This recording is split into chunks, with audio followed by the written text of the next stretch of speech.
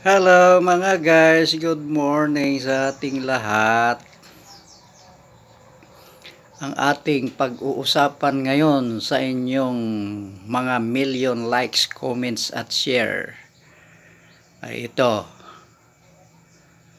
Dapat makipagkaibigan na matalik at tapat sa atin ang China. At bakit?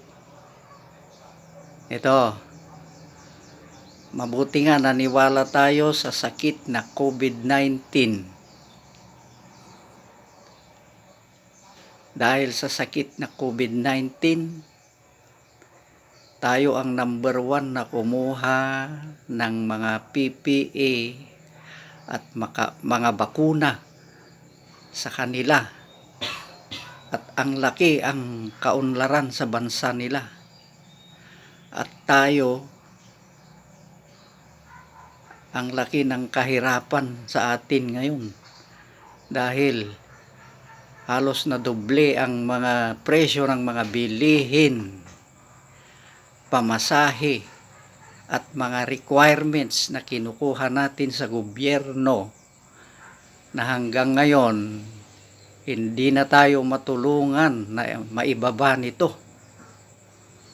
Ngayon nawala na yung COVID.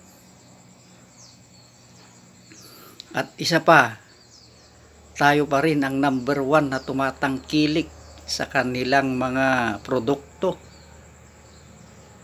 Dahil dito, ang laki pa rin ng kaunlaran sa kanilang bansa. Go, go, go sa inyong mga likes, comments, at share. Proud to be a Filipino. God bless us all. Maraming salamat po with a smile.